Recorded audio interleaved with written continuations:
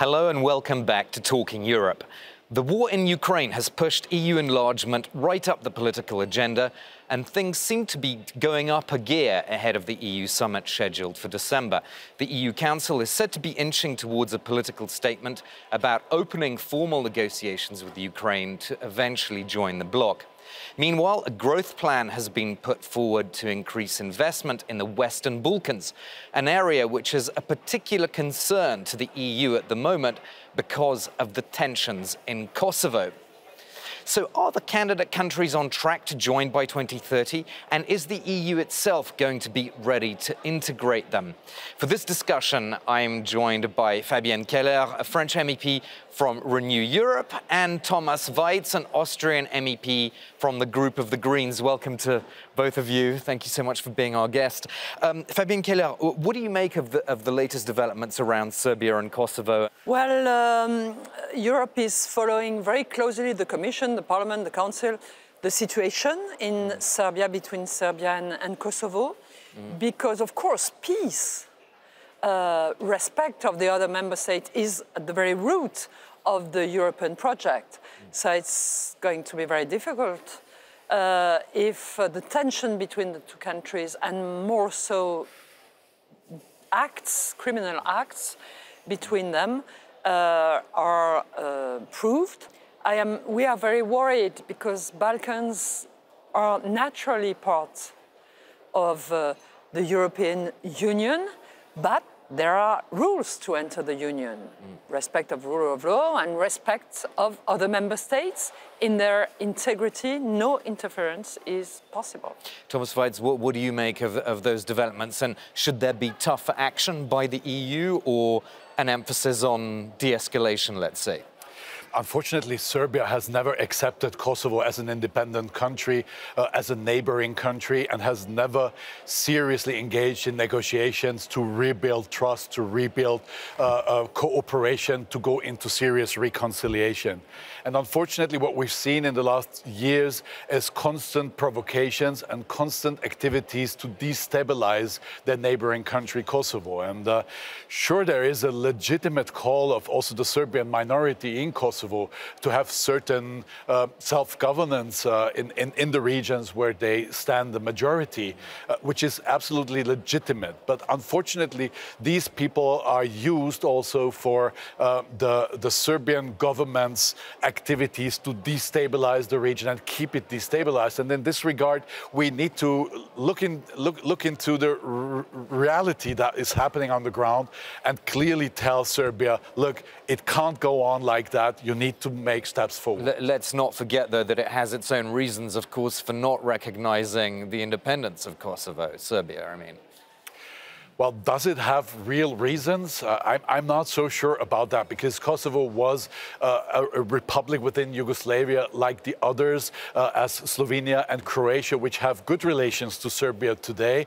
It had a bit of a specific status. And yes, unfortunately, there was a civil war and there was a formal war then going on, which was very much going against the Albanian part of the population. So I think the responsibility would be to do reconciliation, to rebuild trust and rebuild good relations. This is the only thing that will bring the region forward. Fabienne Keller, what do you think all this means for the accession of the Western Balkan countries by 2030, which is a date that Charles Michel, the head of the EU Council, has put forward? Things can change rapidly. Yeah. If respect for the neighbors and working on reconciliation is progresses, then everything is possible. We see sometimes history accelerated, like we saw it since 18 months for Ukraine. It depends also on the will of the state. So giving an objective can, open the discussion within the country, whereas shouldn't they take the path asked for by the rest of Europe to be able to join in the short term in this push forward. Balkan countries should join, but they should also accept. For us, it's not negotiable, the prerequisite, and those are stop the violences, stop the aggression, and recognize part of those in the past. So the emphasis is really, the onus is on the accession countries to make progress. Yes, it's really about the countries themselves, knowing our expectations. And our expectations is the respect of the treaty, so the respect of all the member states, the sovereignty of each of them, and the recognition of past violences. So this is clear, and Serbia has to understand that and to take a positive path towards accession. Thomas Voets, what about this timeline of 2030? Well, the responsibility is clearly on both sides, and also the European Union has not always kept their promises they have been given to the region, and has been through that also discouraging the forces in the region that were longing for strong reforms towards accession.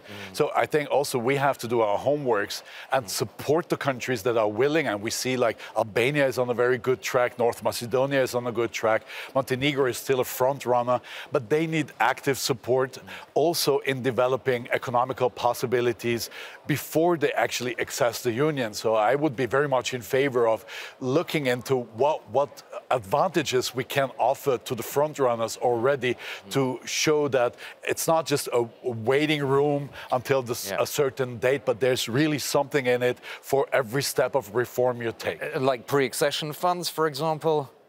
Yes, pre-accession funds, but at the end of the day, we can invest a lot of money in the region if the region doesn't start to function within itself. So markets do not open up towards each other, energy systems do not get linked to each other, travel is free, the diplomas are accepted, and all of these things. So it's also helping the region to overcome the divisions that we still see from Balkan wars and to start to develop from within, but also give economical opportunities towards the European market.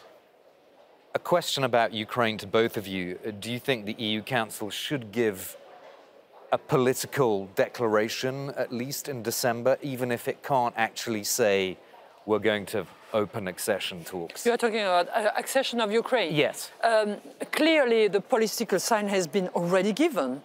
Ukraine has asked for accession, and we have accepted to open the negotiation, which is quite a big step.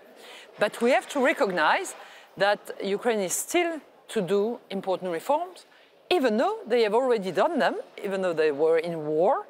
For example, fight against corruption, better organize the general prosecutor. They have structural reforms that are going forward, so that's a very good sign. In terms of planification, they have to make progress to organize themselves. And we have also, as European Union, to organize newly with this enlarged number of member states. The governance cannot be the same. The budget issues are there. And maybe the path towards total integration must be constructed together as well. I'm meaning that politically, it's clear that we have to include them as quickly as possible. But economically, for example, freedom of movement, of movements of people, of capitals, should we open it immediately? Putting a strong risk for Ukraine, for example, to lose a lot of its skilled labor force, or should we progressively organize things in a, very operational discussions, taking into account the reality of the country and how they want to progress and how it's possible for the rest of Europe to get organized so that this enlarged economic space, for example, works. So I think we have to be pragmatic also because we want this enlargement to be a success. That means for the countries to accelerate their development. Thomas Voets, do you think the EU member states are ready for the cost of enlargement to Ukraine? We've heard a lot about how many funds Ukraine would be eligible for in terms of common agricultural policy funds, cohesion funds, farmers. All of this means, at least on the face of it, that there would be less for example, French or Dutch farmers, perhaps less cohesion policy in Greece or parts of Portugal. Are European voters ready for this? Well, this question we have to ask the voters at the end of the day. But the question is, what are the costs of staying inactive? And there, I think we clearly took a decision to stand with Ukraine, to include Ukraine into our European systems. And clearly, my standpoint is we can only open active negotiations in the very moment when Ukraine regains its territory and we do not have active war on the ground. But I see many possibilities already to invest into strong cooperation. We can take the pathway over pre-accession funds as an example. We can talk about linking our energy systems further. We have to integrate the agricultural question and agricultural production schemes into our planification, because if we do not do that, this is also causing disruptions on the European market. So there's a price to pay for inactivity there as well. And especially in economical terms, we can build on what we have already delivered in the last years, but we can further accelerate cooperation and opening the market to us. And yes, there might be an investment to be taken first, as it always is if you want to score on business opportunities. But it's a huge country with huge resources, a big population, it's a big market. So if we talk about future-looking policy, I think we should clearly talk about the investments needed also to also help Ukraine to build a modern state and a modern society. We'll end it there. Thank you so much to both of my guests, Thomas Weitz and Fabienne Keller. And thanks for watching Talking Europe on France 24.